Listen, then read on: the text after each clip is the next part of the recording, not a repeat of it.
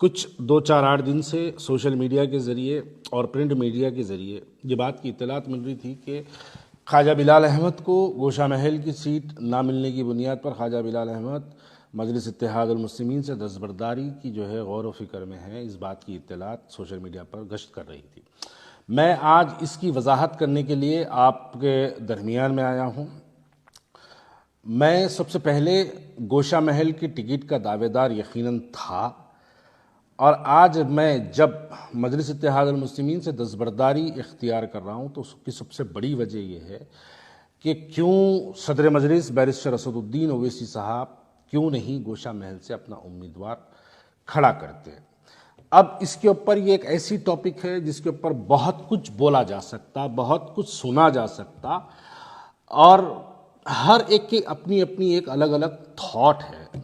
लेकिन मैं आज इस बात को यहाँ पर क्लियर कभी करना चाहता हूँ कि गोशा महल के अंदर, गोशा महल असेंबली कॉन्स्टिट्यूंसी के अंदर टोटल वहाँ पर मुसलमानों की तादाद 79,000 यानी करीब 80,000 की लिस्ट अक्टूबर के महीने में जारी की गई थी। अभी फाइनल लिस्ट इलेक्शन से 2-8 दिन पे 10 दिन पहले कुछ जो है आएगी, जिसके अंदर कुछ बढ़ेंगे या फिर कुछ कम होंगे। तो चलिए मान के चलते हैं कि 80,000 मुसलमानों की तादाद, हम इसको मान के चलते हैं 80,000 की तादाद वाला वो कॉन्स्टिट्यूंसी है।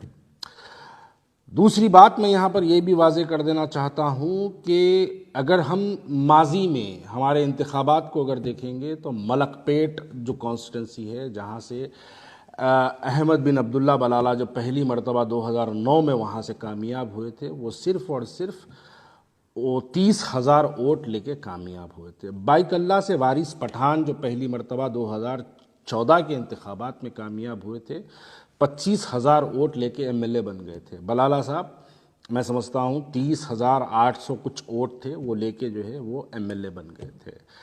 जो कॉन्स्टिट्यूंसी में 80,000 मुसलमान हमारे हैं, उस 80,000 मुसलमानों की कॉन्स्टिट्यूंसी में हम अपना कैंडिडेट क्यों नहीं खड़ा करते।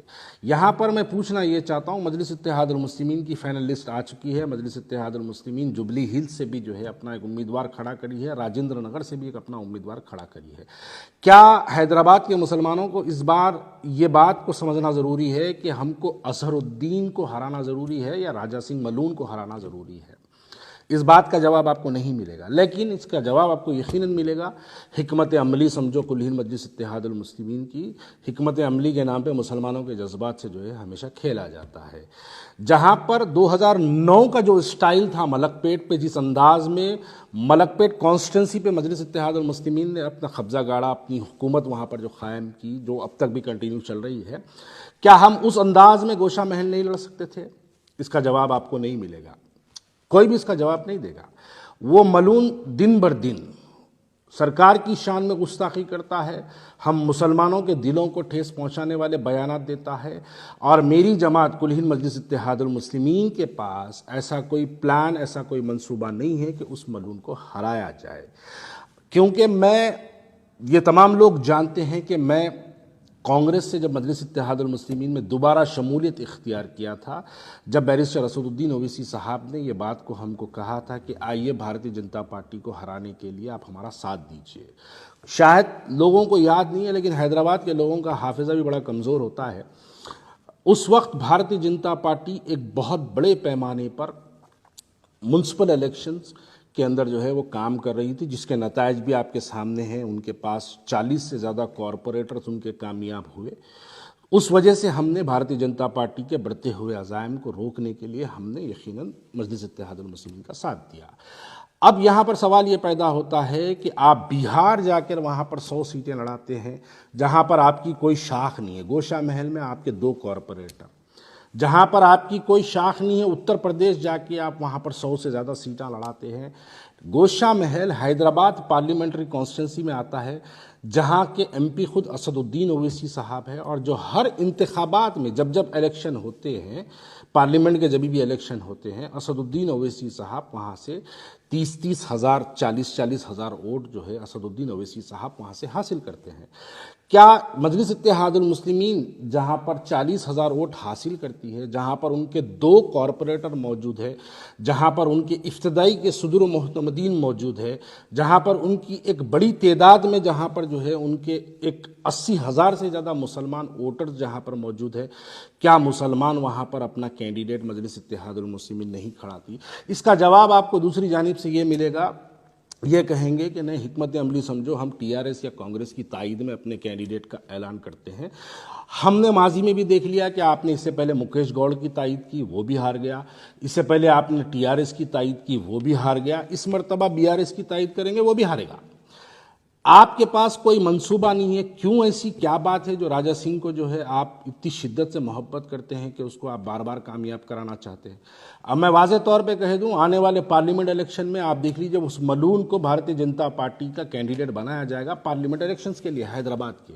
जैसे ही वो कैंडिडेट बनेगा, ये तमाम जितनी शिकायतें हैं आपके मेरे जैसे लोगों को, जितने भी लोगों को जो है नाराज़गियाँ हैं, ये तमाम नाराज़गियों को बुलाया जाएगा और फौरी इस मलून को ला के आपके सामने खड़ा कर दिया जाएगा। हैदराबाद के मुसलमान जज्बाती नारे लगाते हुए निकलेंगे अपने मकानों से, भारी अक्सरियत से मजलिस इत्तेहादुल मुस्लिमीन को कामयाब कर दी। इस वजह से मजलिस इत्तेहादुल मुस्लिमीन हमेशा एक ऐसे फ़िरका परस्त चेहरे को हैदराबाद के अंदर सियासी तौर पर जिंदा रखती है। आप अगर उसकी तारीख देखेंगे तो वो बदमबाल रेड्डी की शक्ल में कभी जिंदा रहा, कभी आले नरेंद्र की शक्ल में जिंदा रहा, कभी इस मलून की शक्ल में जिंदा रहा, कभी बंडारू दत्तात्रेय की शक्ल में जिंदा रहा, कभी किशन रेड्डी की शक्ल में जिंदा रहा। तो ये हमेशा इस तरीके से मजलिस इत्तेहादुल मुस्लिमीन एक अपने फ़िरका परस्त चेहरे को जिंदा रखती है। अरे हमने बाइकल्ला के अंदर, महाराष्ट्र के जब इलेक्शन हुए, बाइकल्ला के अंदर 25,000 वोट लेके हैदराबाद, 25,000 वोट लेके बाइकल्ला से वारिस पठान वहाँ से जो है एमएलए मुंतखब हो गया। मलकपेट को जब आप देखेंगे, मलकपेट के अंदर 30,000 वोट लेके अहमद बिन अब्दुल्ला बलाला पहली मरतबा एमएलए बन गए। जाहिर सी बात है, बनने के बाद अपनी कारकर्दगी करेंगे, वहाँ पर मुसलमानों के वोटों की तादाद बढ़ाने का काम करेंगे। अरे हम लड़ेंगे ही नहीं तो हम जीतेंगे कहीं को? फिर वो काशीराम का नारा कहाँ गया बैरिस्टर असदुद्दीन अवैसी साहब के, पहली बार लड़ेंगे, दूसरी बार हराएंगे, तीसरी बार जीतेंगे? वो नारा क्या सिर्फ बिहार, उत्तर प्रदेश और महाराष्ट्र के लिए है? क्या वो नारा इनके लिए, गोशा महल के लिए नहीं बनता? ये बातें समझ के बाहर है। जब हम ऐसी सवाल करते हैं तो फौरी अब आगे मुनाफिकत का नारा लग जाता, फौरन आगे लोग कहते हैं कि भाग गया, अब जमात छोड़ दिया, टिकट नहीं मिली। अरे मेरे को टिकट मिलो ना मिलो, अगर टिकट की मुझे ख्वाहिश होती तो मैं बैरिस्टर असदुद्दीन अवैसी से याखुतपुरा पूछता। अगर मेरे को एमएलए बनने की ख्वाहिश होती तो मैं बैरिस्टर असदुद्दीन अवैसी से चंद्रान गुट्टा पूछता। अगर मुझे एमएलए बनने की ख्वाहिश होती तो मैं बैरिस्टर असदुद्दीन से चार मीनार पूछता। मैं क्यों बैरिस्टर असदुद्दीन अवैसी साहब से मैंने क्यों गोशा महल पूछा? मैंने उनसे गोशा महल इसलिए पूछा कि उस मलून को उसकी भाषा में, उसकी ज़बान में जिस तरीके से आप, वो हमारे दिलों को तकलीफ पहुंचाता है। सियासी जमहूरियत है, जमहूरियत में हमको मौका मिलता है, मौके के तहत हम जाके उसको उसकी भाषा में ज़बान देते और मुसलमानों के इत्तेहाद का मुजाहरा करके हम उसको बता के आते। लेकिन नहीं, उसको सियासी तौर पे ज़िंदा रखना है, इस वास्ते वहाँ पर उसको कामयाब होने के लिए फ्री वॉक दिया जाता है। 3 इलेक्शन में उसको फ्री वॉक दिया था। आप सवाल करिए बैरिस्टर असदुद्दीन अवैसी साहब के पास कि क्या मंसूबा है बैरिस्टर असदुद्दीन अवैसी साहब के पास राजा सिंह को जो है गोशा महल से रोकने के लिए? कोई जवाब नहीं मिलेगा आपको इसका।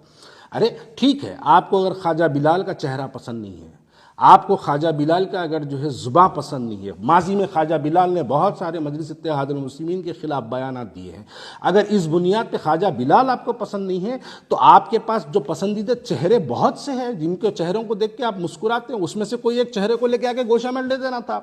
वो मुसलमान को खड़ा करना था वहाँ पर, आप मुसलमान को वहाँ पे खड़ा करके आप उसकी तायद करना था।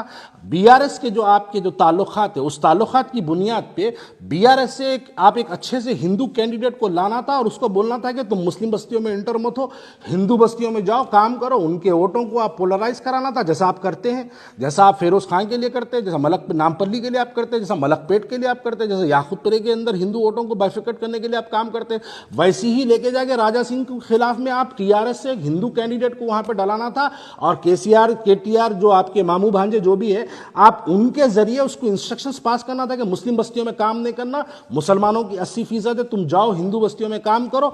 असदुद्दीन अवैसी साहब निकल के अगर गोशा महल में मुसलमान बस्तियों में 80,000 वोटरों के दरमियान में अगर फिर के असदुद्दीन अवैसी साहब पैदल दौरे कर करके अगर मुसलमानों को वहां पे जो है बेदार करते, 80,000 में अगर 55,000 भी मुसलमान अगर निकल के अगर मुस्लिम कैंडिडेट को वोट दे दिया तो मैं ये सवाल हैदराबाद की आवाम के लिए छोड़ता हूं, क्या ये मलून हारता नहीं सकता था? अरे जाती पैसा हम लगा देते, लोगों से चंदा मंग के लेके जाके गोशा महल लड़ा देते अगर आप किसी मुसलमान को देते। मैं अपनी जात के तौर पे अल्लाह के फजलो करम से चंदे की जरूरत नहीं है, मैं अपनी जात से 2-4-8 करोड़ लगाता, गोशा महल उसके वो मलून के खिलाफ में इलेक्शन लड़ता और ये बताता कि उसको मुसलमानों का इत्तेहाद ये होता है। लेकिन इसका कोई प्लान नहीं है आपके पास। अब उसकी आप तैयारी कर रहे हैं, उसको लोकसभा में लाने की तैयारी है, इस वजह से उसको वहां पे फ्री वॉक दिया जा रहा है। और ऐसी जमात के साथ रहना मैं नहीं समझता मेरे लिए जो है काबिल फख्र हो। इसलिए इस बुनियाद पर मैं आज मजलिस इत्तेहादुल मुस्लिमीन से दस्तबरदारी का ऐलान करता हूं। मैं मजलिस इत्तेहादुल मुस्लिमीन छोड़ने का ऐलान करता हूं।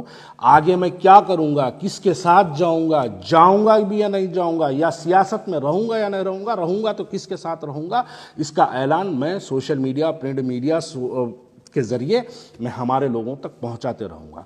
लेकिन ये बात बिल्कुल हैदराबाद के मेरे जैसे मुसलमान के लिए नाकाबिल कबूल है कि क्यों नहीं हम गोशा महल में, जहां पर 80,000 मुसलमान हमारे हैं, क्यों नहीं हम वहां से मुसलमान के कैंडिडेट को खड़ा करते हैं?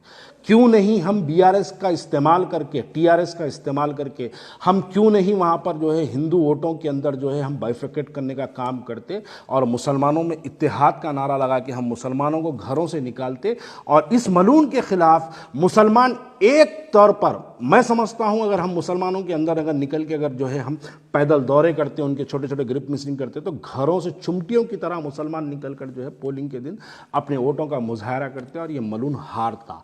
आप देखिए कोई पॉलिसी नहीं है मजलिस इत्तेहादुल मुस्लिमीन के पास। एक पॉलिसी बता दीजिए कि राजा सिंह को, मलून को हराने की एक पॉलिसी बता दीजिए। नहीं, उसको सियासी तौर पे जिंदा रखना चाहते हैं। और ऐसी जमात जो इस गुस्ताख रसूल को जिंदा रखना चाहते हैं, बखुदा ऐसी जमात के साथ मैं रहना मुनासिब नहीं समझता हूं। इसलिए आज मैं कुल मजलिस इत्तेहादुल मुस्लिमीन से अपना दस्तबरदारी का ऐलान करता हूं। शुक्रिया बहुत बहुत।